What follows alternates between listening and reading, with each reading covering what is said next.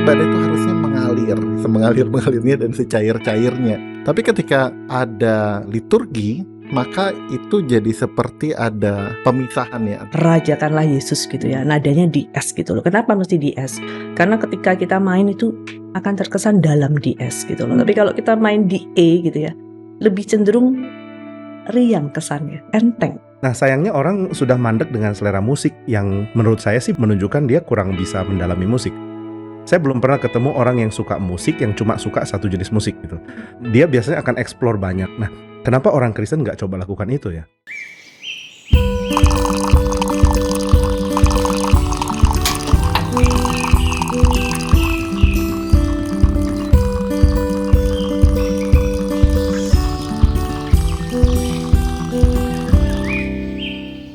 Selamat pagi Pak Jimmy.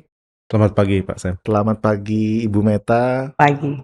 Selamat pagi nih. Kali ini kita ngobrol-ngobrol, kalau biasanya mungkin kita berdua atau ada satu orang bapak-bapak. Nah, kali ini ada seorang ibu yang menemani kita. Bu Meta sendiri pelayan musik juga di GERI Karawaci. Ya, betul. Tapi kalau saya tidak salah sekolahnya bukan sekolah musik ya Bu ya. Tapi Enggak sekolah pelayanan secara khusus memang Ya. bagian musik ya di GERI Karawaci. Dan tema pagi ini saya mau ajak ngobrol satu tema yang sangat menarik, yang cukup dekat dengan kehidupan bergereja orang Kristen pada umumnya, itu soal musik, Pak. Musik dalam ibadah. Musik itu sebenarnya sepenting apa ya peranan dalam sebuah ibadah? Kalau di GERI Karawaci, ya mungkin kalau di persentase, kalau saya bayangkan sekitar 30-40, agak kurang dari 50% dari porsi ibadah. Karena firman Tuhan secara durasi, ya saya bicara secara durasi, itu cukup panjang kalau di GERI Karawaci. Di gereja lain mungkin lebih panjang, sedikit lebih panjang, atau bahkan sangat panjang durasi musik dalam ibadah. Sebenarnya porsi musik dalam ibadah atau peranan musik dalam ibadah itu seperti apa, Pak Jimmy? Wah ini temanya besar sekali. Perlu seminar berapa SKS nih, Pak? Tapi manusia kan nggak bisa lepas dari musik. Maksudnya ketika dia seneng, dia bisa ekspresikan dengan musik. Ketika sedih juga. Dan pasti wajar ya ketika dia mau menyembah Tuhan juga dia ekspresikan dengan musik. Sebenarnya bukan cuma agama Kristen, tapi ya agama-agama umumnya juga mengerti bagaimana kaitkan menyembah itu dengan musik. Nebukadnezar misalnya di kitab Daniel kan bikin ada musik, kemudian orang menyembah patung yang dia buat. Jadi kayaknya agama dan musik memang sudah sangat dekat gitu satu sama lain. Cuma kekristenan memang mengembangkan musik di dalam level yang luar biasa ya, sampai zaman modern kita sangat dipengaruhi oleh musik-musik yang diciptakan di dalam tradisi barat karena kekristenan. Jadi musik itu sebenarnya kaitannya sangat erat dengan menyembah ya. Saya malah berpikir lebih sering melihat atau mendengar orang mengaitkan musik atau melihat karya seni musik itu dikaitkan dengan ekspresi atau dengan ya untuk menikmati diri gitu, untuk hiburan, untuk supaya saya lebih tenang, saya lebih enak, saya bisa menikmati diri, atau sebagai ekspresi, bukan sebagai seperti apa metode atau cara atau bentuk penyembahan. Itu gimana Pak Ji? Memang gak bisa dipisah ya, maksudnya kita juga menikmati waktu nyanyi di gereja kan. Kalau lagunya pas sangat kita suka juga kita bisa nyanyi dengan perasaan hati yang lebih limpah dari biasanya gitu. Jadi wajar lah kalau kita kaitkan itu dengan kesenangan, dengan ekspresi.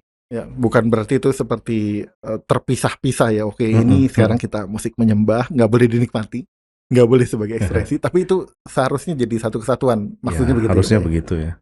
Bu Meta ada pendapat Bu soal itu? Ini lebih kadang-kadang orang ya, termasuk di dalam gereja ya. Oh, saya mau berekspresi, saya bukan sedang menyembah iya, tapi itu seperti bukan porsi yang utama ketika saya misalnya bernyanyi atau menikmati pujian yang ada di gereja. Saya terkesan dengan musik di dalam kekristenan ya. Itu saya pribadi mengalami, dan mungkin ada orang-orang tertentu yang juga akan merasakan, ataupun kita semua yang beribadah akan merasakan bahwa tidak ada musik yang indah gitu ya. Selain daripada musik di dalam ibadah, begitu menurut saya. Dan itu merupakan satu ekspresi yang mendalam daripada jiwa kita gitu ya. Ketika kita mau datang gitu ya kepada Allah, ada satu bentuk penyembahan gitu ya. Dan kemudian di dalam liturgi ibadah itu kan ada 4 pujian yang biasa kita nyanyikan. Itu saling terkait satu sama lain gitu Sam ya. Misalnya bagian yang pertama, lagu pujian pertama berupa pengagungan kepada Tuhan. Kemudian bagian yang kedua ada ucapan syukur gitu ya. Kemudian satu permohonan di lagu pujian yang ketiga. Dan yang keempat ditutup dengan satu tekad kita gitu ya, setelah kita mendengarkan bagian dari khotbah dan lain-lain. Jadi ini saling terkait satu sama lain dan menurut saya ini adalah betul dikatakan ekspresi gitu ya. Tetapi lebih daripada itu kita bisa mengatakan bahwa adalah satu perasaan rasa syukur kita gitu ya kepada Tuhan kita. Ya. Ini menarik, Bu Meta udah langsung ngomongin soal liturgi ya. Udah bukan cuma masuk ke musik tapi liturgi. Saya punya beberapa pengalaman mengaitkan ya liturgi ibadah itu harusnya mengalir gitu ya, mengalir semengalir-mengalirnya dan secair-cairnya. Tapi ketika ada liturgi, maka itu jadi seperti ada pemisahan ya antara dan ada proses antara bagian yang pertama misalnya dari mulai penyembahan, habis itu ada bagian kesaksian dari kehidupan orang Kristen.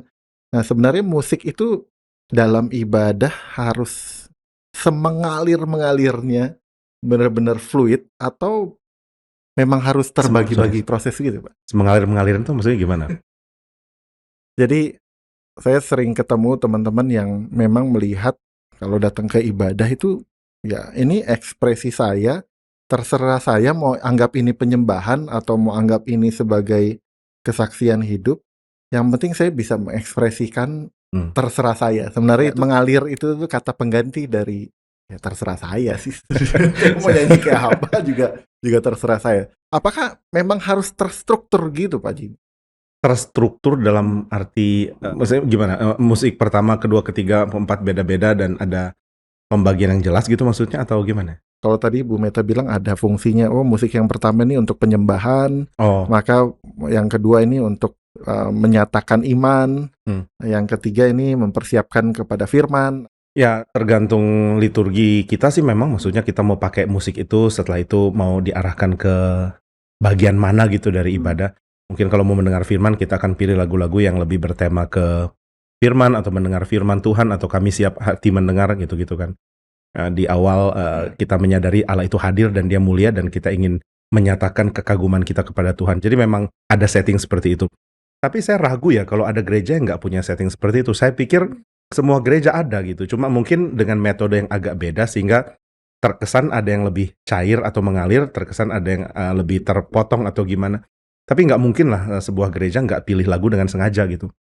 Atau misalnya MC-nya mau pilih lagu ini, tentu ada tujuan kan kenapa dia pilih lagu itu. Ya itulah fungsinya liturgi juga seperti itu, Pak. Tapi liturgi itu ada berbagai macam kan ya, Pak. Yang saya tahu bahkan contoh-contoh di dalam Alkitab pun juga ada contoh-contoh liturgi atau contoh-contoh doa yang ada tahapan atau ada bagian-bagiannya yang akhirnya dipakai untuk liturgi.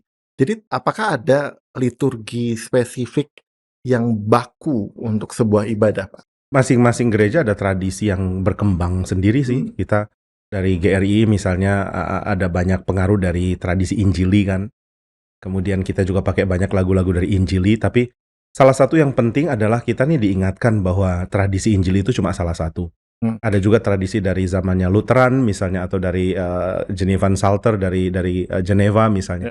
Sehingga kita juga belajar untuk mulai telusuri tradisi lain. Kayaknya ini hal yang penting di dalam gereja bermusik gitu. Bahwa kita mulai keluar dari kebiasaan kita dan mulai ambil tradisi orang lain juga. Jadi keluasan itu kayaknya jadi ciri ya untuk kita pilih musik. Ya.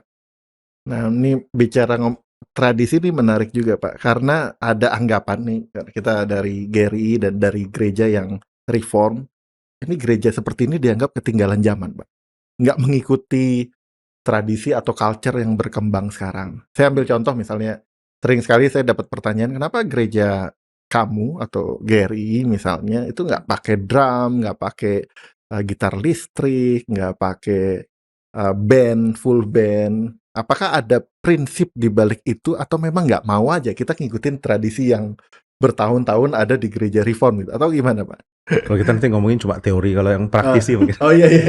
Bu, kalau ngiringin piano lebih enak sendiri atau ditemanin drum? Betul. Ya, kalau saya pribadi, saya juga belajar drum dulu gitu ya. Tapi bukan berarti itu untuk membantu gitu ya. Salah satunya kenapa diperlengkapi ketika belajar piano, kemudian pada tahap tertentu udah lebih tinggi levelnya ada drum gitu. Untuk tempo kita belajar tempo gitu ya. Jadi hal itu sebetulnya saling terkait gitu loh. Artinya kalau kita mau belajar sesuatu kita diperlengkapi oke gitu loh. Tetapi kembali kita lihat bahwa ketika kita menyembah tadi, konsep yang pertama ketika kita sama-sama setuju, ada pengagungan Tuhan, itu nggak bisa sesuatu yang liar gitu loh ya. Di dalam arti kata, musik itu adalah ekspresi dari jiwa kita yang betul-betul kita yakini bahwa kita ini sedang menyembah Allah yang sejati. Nah, konsep itu harus ada, sehingga menurut saya nggak bisa terkesan liar gitu ya. Dengan misalkan tambahan drum gitu ya, terus kemudian tempo itu semua jadi lebih dipercepat, diperlambat seenaknya gitu ya, tanpa melihat message daripada lagu yang akan disampaikan, itu akhirnya menjadi sesuatu yang kacau menurut saya gitu ya. Kalau saya pribadi menikmati gitu ya ketika ada di gereja reform gitu ya, dengan lagu-lagu pujian yang tersusun dengan rapi. Yang paling dahsyat kalau kita lihat gitu ya, setiap daripada isi per bait daripada lagu itu tuh benar-benar suatu pergumulan. Ya, itu yang membuat kita sangat menikmati gitu ya, isi daripada lagu itu gitu loh. Jadi menurut saya kita perlu belajar gitu loh, mendidik hati kita untuk mengenal musik yang betul-betul membawa daripada kita mengenal Allah dengan cara yang tepat, tidak liar gitu loh, yang menuju kepada pengagungan kepada Dia seperti apa. Gitu Jadi ya. keliaran itu identik dengan Drum. alat musik tertentu kah? Atau drum misalnya? Atau Kalau ya, semuanya sebenarnya dengan cara yang halus, Dielus terus gitu ya piano Pak pun ya. juga bisa liar gitu. Ya anak saya yang Iya. umur 4 tahun itu liar sekali kalau main Oh piano. gitu.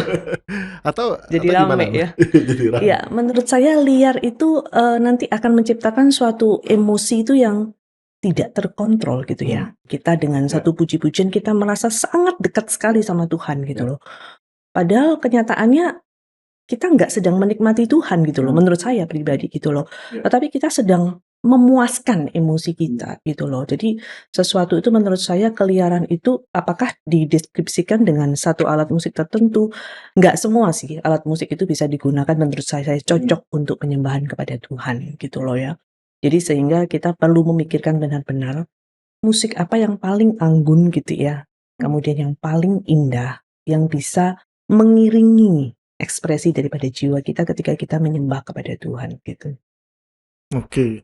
sebenarnya isunya bukan ini ya, bukan alat musik apa yang boleh atau enggak, tapi musik kayak apa yang kita mau mainin kan. Waktu kita pikir saya mau mainin musik kayak gini, nah perlu ada drum, atau perlu ada flute mungkin, atau perlu ada apa, gitar listrik. Jadi tergantung dari apa yang kita mau tampilkan kan. Nah kayaknya yang jadi problem itu bukan masalah boleh atau enggak pakai alat musik apa, cuma musik apa yang mau ditampilkan gitu. Dan kebanyakan orang mungkin nyaman dengan musik-musik yang sudah dia nikmati di luar gereja, lalu berpikir kalau gereja juga pakai musik kayak gini, kayaknya seru gitu. Karena musik di luar dan di dalam gereja jadi sama. Tapi menurut saya itu akan mengurangi kelimpahan kita ya. Karena kita menikmati satu jenis musik di luar dan waktu masuk ke gereja jenis musik yang sama lagi yang ditampilkan. Kayaknya nggak ada kekhususan gitu ketika kita mau beribadah. Padahal kan jauh lebih bagus kalau ada kekhususan gaya, kekhususan jenis musik, kekhususan alat musik yang menunjang supaya ketika kita masuk ke gereja tuh ada suasana lain yang nggak sama gitu dengan di luar. Kalau bicara tadi jenis musik, bicara jenis musik atau genre musik, nah, itu juga patut dipertimbangkan kah Pak Jimmy atau Bu Meta di dalam ibadah misalnya? Saya ambil contoh kalau di Geri kan biasanya kalau Pak Tong atau di gereja-gereja cabang Geri ada kesaksian itu biasanya kesaksian pujian klasik lebih seringnya, meskipun tidak selalu. Atau memang ada kesempatan, ada celah untuk genre musik yang lain untuk bisa masuk di dalam ibadah. Kalau contoh ekstrimnya misalnya ini, apakah musik-musik seperti apa ya, rock atau heavy metal kalau perlu untuk bisa masuk di dalam ibadah ya? Kalau common sense saya bilang kayaknya nggak cocok, apalagi tadi bicara soal penyembahan. Tapi prinsipnya itu apa ya Pak ya? Ketika kita menilai genre musik tertentu yang memang cocok untuk penyembahan. Yang saya pikir sangat disayangkan itu orang cenderung reduktif terhadap musik gereja. Maksudnya gini, kalau di luar kita ngerti ada beberapa jenis genre atau genre kalau mau lebih keren ngomong. Genre juga boleh lah sama aja. Cuma berbagai jenis musik di luar itu kita deteksi gitu. Misal, oh ini lagu pop, oh ini lagu heavy metal, ini lagu rock. Orang yang senang lagu rock and roll misalnya nggak akan setuju kalau musik ini disebut heavy metal. Lain genre gitu. Ini bukan sesuatu yang sama. Nah, orang waktu lihat musik gereja cuma pukul satu rata gitu. Pokoknya entah itu kontemporer atau hymn gitu. Padahal genre musik gereja itu limpah sekali gitu. Jadi gaya orang di Scotland nyanyi di abad yang ke-16 misalnya lain dengan gaya orang Jerman nyanyi, lain dengan tradisi dari Amerika di abad 19. Nah, genre-genre yang banyak dari musik gereja ini nggak dikenal. Jadi seolah-olah cuma ada either musik gereja dan kelimpahan dari dunia, dan ini kan problem. Nah, tapi kalau kita lihat bahwa gereja juga menghasilkan musik yang limpah dari zaman abad yang ke-7 sampai abad yang ke-21 ini kan masih ada musik-musik baru yang juga ditulis. Ya gereja sebenarnya banyak sekali jenis ya, dan kayaknya kalau kita eksplorasi berarti kita tahu ada berbagai macam ekspresi memuji Tuhan dari semua jenis-jenis ini. Kita nggak perlu pinjam dari luar sebenarnya, karena ini pun udah banyak. Gitu sih, jadi lebih ke arah memahami kekayaan musik gereja itu kayaknya penting untuk dilakukan oleh orang Kristen. Tapi ada cara nggak ya untuk bisa memahami atau mencari tahu kedalaman musik gereja, untuk memperluas wawasan kita tentang musik gereja itu, apa yang bisa kita lakukan ya sebagai orang Kristen, sebagai jemaatnya? Apa memang mesti gali lagi perpustakaan atau gimana cara meningkatkan pemahaman itu ya? Pemahaman untuk menggali menggali kedalaman. Untuk kesadaran bahwa memang seperti tadi Pak Jimmy bilang, musik gereja itu begitu kaya, begitu dalam. Dan banyak sekarang malah orang bilang, wah ini kok musik gereja ini doang gitu. Padahal enggak. Kalau menurut saya pengiring itu salah satu yang berperan ya. Perannya Bu Meta ini penting gitu. Jadi kita bisa baca orang yang bisa punya variasi dalam mengiringi misalnya ya. Oh ini lagu hymn dari Amerika abad 19. Nah, gaya mainnya ada. Oh ini lagu dari Jenny Van Salter, gaya mainnya ada lagi. Nah itu akan menolong jemaat sih.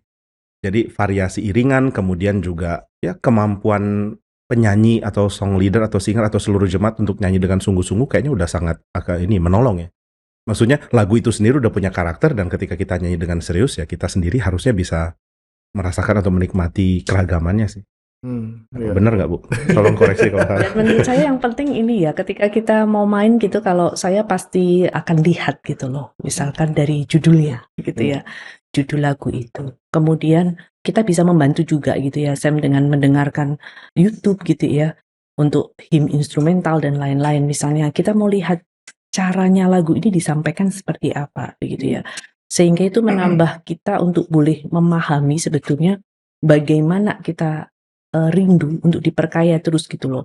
Bukan artinya kalau pianis misalnya, aku udah biasa nih gitu ya, main lagu rohku tenang gitu ya, jadi nggak perlu latihan lagi gitu ya, nggak perlu persiapan lagi. Saya pikir nggak seperti itu gitu ya. Tapi ketika kita mau memainkan lagu itu, kita mesti bergumul gitu loh. Apakah setiap daripada bait lagu itu benar-benar mengena di kita dulu gitu ya. Kita tangkap esensi itu, kemudian apa yang diminta oleh penulis kita bisa sampaikan kepada jemaat. Itu menurut saya sangat penting sekali. Sehingga setiap pemusik itu tidak bisa sembarangan gitu ya. Saya mau melayani Tuhan gitu ya. Kemudian nggak belajar gitu ya, atau belajarnya SKSD cepet gitu ya, atau pas detik mau latihan sama liturgi song leader baru baca. Itu sangat akan tidak membantu kita untuk menyampaikan ya kedalaman isi, kedalaman message yang diusung oleh penulis lagu ini. Jadi kita terus harus memperkaya diri kita sendiri, yang tentunya bagi saya satu lagi ya, memahami firman ya, melalui khotbah, melalui apapun yang disampaikan di gereja gitu ya. Kita bisa merasakan lagi bahwa ada lagu-lagu pujian yang bisa mentransfer gitu ya, mentransfer dari isi message khotbah yang dimaksud untuk membawa kita mengerti lagi bagaimana mengiringi gitu ya, karena kita paham gitu loh inti daripada apa yang ingin disampaikan lewat lagu itu.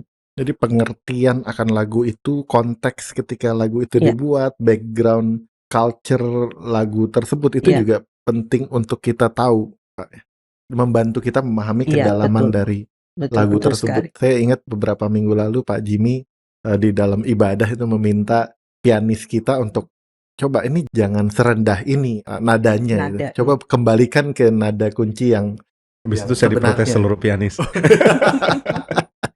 Setelah itu maka pianis harus siap-siap kalau Pak Jimmy yang Iya, khotbah. iya. Tapi saya pikir-pikir lagi, oh ya benar juga waktu itu argumennya Pak Jimmy kalau saya tidak salah ingat adalah ya ini penulis lagu itu sudah membuat lagu itu dengan berbagai pertimbangan, pergumulan dengan nada yang seperti itu dan kita jangan dengan mudah menaikkan atau menurunkannya ya. Ya, Ya, betul, ya. betul sekali. Misalnya Iya. kita main di nada S gitu ya, atau di E, walaupun bedanya cuma setengah gitu ya. Tapi nada S itu mengusung kedalaman gitu ya. Misalnya mau bicara tentang pengagungan gitu ya. Rajakanlah Yesus gitu ya. Nadanya di S gitu loh. Kenapa mesti di S? Karena ketika kita main itu akan terkesan dalam di S gitu loh. Tapi kalau kita main di E gitu ya, lebih cenderung riang kesannya gitu ya, enteng gitu ya. Jadi walaupun setengah beda nada gitu Sam ya, tapi ini sangat berpengaruh sekali terhadap bagaimana kita akan mengajak seluruh jemaat memahami pujian ini harus dinyanyikan seperti apa gitu. Itu penting sekali. Maka pemusik saya setuju gitu ya. Nggak Ada bisa yang backup. nggak bisa naik turunkan sembarangan gitu loh. Hanya karena merasa dia nyaman main di situ. Dengan alasan misalnya ketinggian gitu ya. Nanti jemaat nggak bisa nyanyi. Itu bukan sesuatu alasan yang menurut saya bisa dipertanggungjawabkan sih. Seperti itu. Saya mungkin nggak bisa jelaskan dari sisi musik gitu, cuma saya pikir suasana kita memuji Tuhan, kemudian lagu yang dipakai, kalau itu menunjukkan gereja itu bagi saya sih sesuatu yang sangat ini ya, sangat limpah. Karena saya sendiri juga cukup ragam dalam menggemari musik, saya cukup suka banyak jenis musik. Cuma saya nggak mau musik-musik yang lain yang meskipun saya mungkin bisa dengar di luar gitu, itu masuk ke gereja gitu. Saya maunya gini Boleh ya. ambil contoh atau nggak boleh? Boleh ya. Dari waktu SMP misalnya saya cukup seneng dengar musik-musik seperti Guns N' Roses gitu misalnya. Kemudian makin tua justru makin lihat yang lama seperti Led Zeppelin, Beatles dan lain-lain. Dan saya senang musik mereka, tapi saya nggak pernah mau musik itu masuk gereja gitu. Jangan sampai gitu, karena saya ingin mengalami sesuatu yang beda waktu di gereja gitu. Jadi bisa dibilang ada ketenangan atau sukacita atau keriangan atau apapun lah yang saya nikmati lewat musik yang tidak saya temukan di luar. Nah, kalau saya melihat kecenderungan anak-anak muda adalah pengen alami yang di luar dalam gereja. Saya heran kenapa gitu ya, kenapa nggak terbalik ya. Saya sih ingin pengalaman gerejawi itu pengalaman yang khusus gitu, yang nggak terulang di luar. Ya, saya jujur ketika sebelum di Gary itu nggak pernah memaksakan diri mendengarkan atau mengikuti konser musik klasik atau mendengarkan musik klasik. Tidur ya Sam?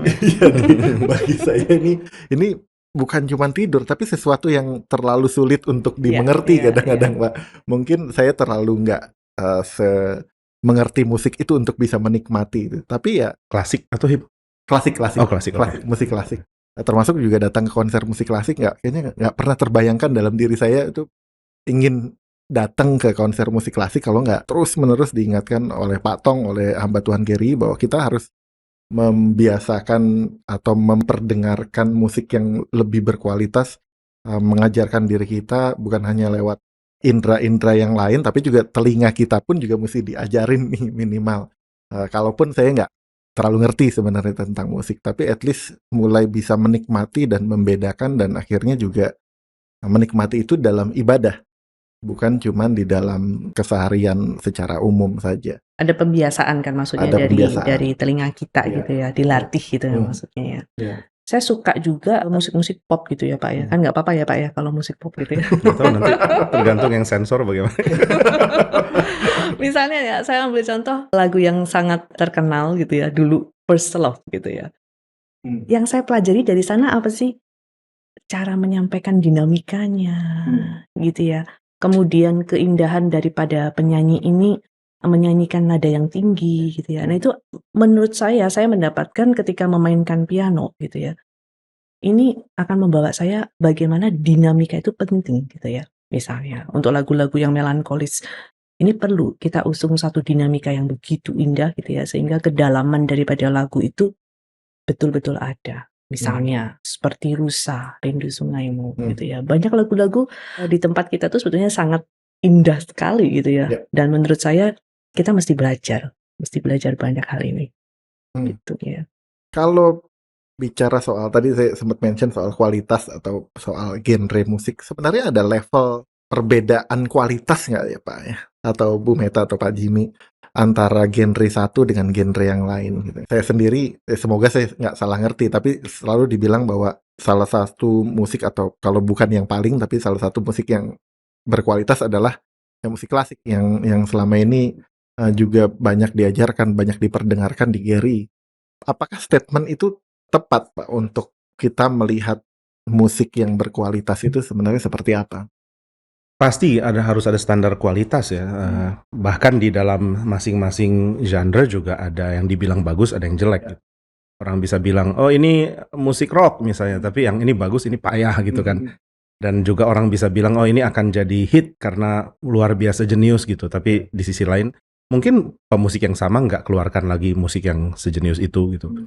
Biasanya kita bilang cuma ada 1 atau 2 lagu paling luar biasa dari sebuah grup atau band yang dihasilkan, dan abis itu dia nggak bisa lagi capai level itu. Berarti kan ada standar ya. Ada yang disebut limpah, ada yang enggak gitu. Ada yang kreatif, ada yang kurang. Nah saya sih melihat bahwa kelimpahan itu paling besar itu memang di dalam tradisi musik yang kita sebut klasik gitu. Maksudnya klasik kan kita pukul rata mulai dari zaman Baroque sampai modern gitu.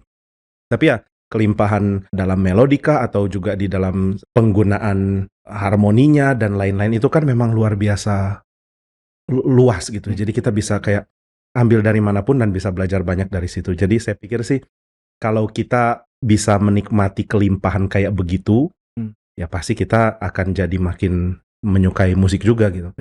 Kunci dari menyukai musik menurut saya adalah eksplorasi gitu, melihat yang bagus itu yang mana dan dari lintas jenis gitu. Ya, dan saya bersyukur Pendeta Stephen Tong itu berusaha terus memperlihatkan kepada jemaatnya, memperdengarkan kepada jemaat awam seperti saya juga untuk bisa mendengar musik-musik yang berkualitas seperti apa. Bahkan membawanya ke dalam ibadah. Nah, ini masuk lagi ke dalam ibadah. Apakah memang ibadah itu harus selalu musik yang paling berkualitas?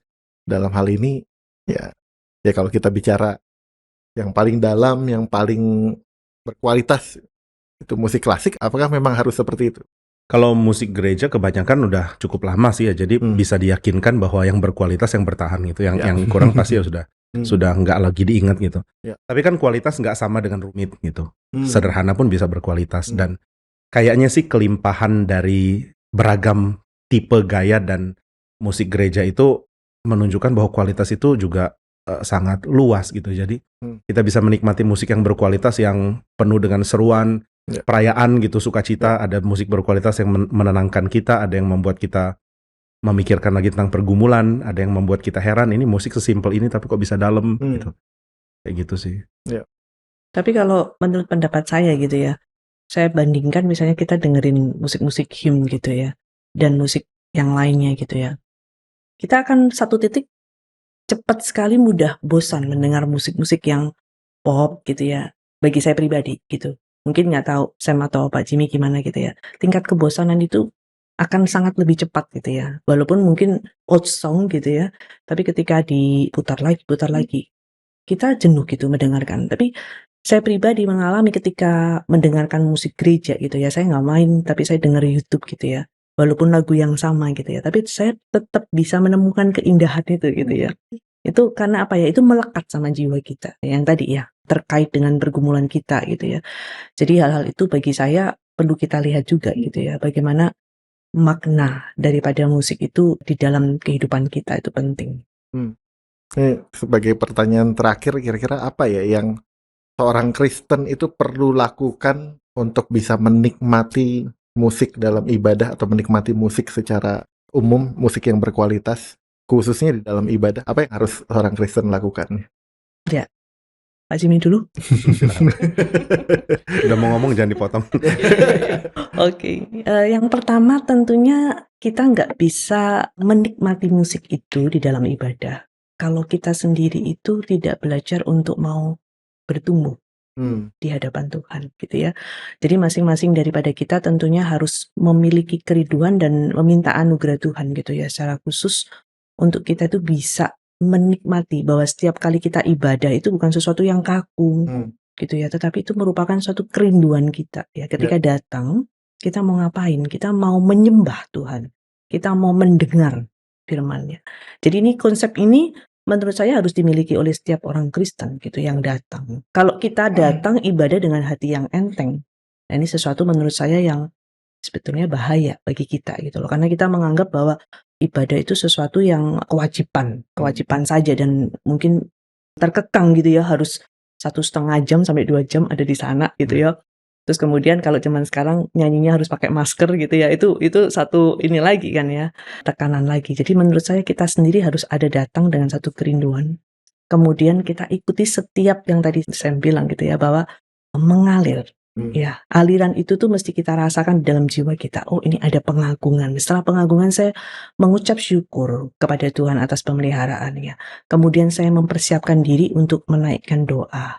Kemudian setelah firman saya rindu ada janji di hadapan Tuhan. Nah, seperti itu jadi kita baru bisa menikmati. Menurut saya seperti itu. Pak Jimmy? Kalau saya pikir salah satu yang paling penting adalah kita harus berhenti mendewakan selera kita gitu. Karena begitu kita nyaman di satu bidang dan kita nggak mau eksplor keluar, memang kita akan mandek di situ. Hal simple lah ya, kita misalnya contoh kopi gitu. Kopi kan sesuatu yang kita juga pelajari untuk sukai kan. Ya, maksudnya ketika kita minum kopi yang tanpa embel-embel, nggak ada gula, nggak ada apa. Mungkin begitu kita minum kita juga bingung apa yang enak gitu. Lama-lama kita mulai diajak untuk berpikir, coba rasakan ada fruitinya atau ada apa. Akhirnya kita belajar tuh. Nah sayangnya orang sudah mandek dengan selera musik yang menurut saya sih menunjukkan dia kurang bisa mendalami musik. Saya belum pernah ketemu orang yang suka musik yang cuma suka satu jenis musik gitu.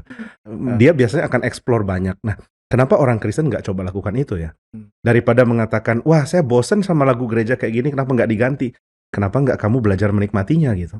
Jadi kalau dari sisi jemaat adalah ya perluas seleramu gitu. Kalau kita bilang saya suka yang gini, nggak tentu. Mungkin ketika kamu pelajari yang lain juga kamu suka. Mungkin ketika kasih usaha yang cukup banyak kamu akan suka. Itu mungkin kalau dari sisi jemaat.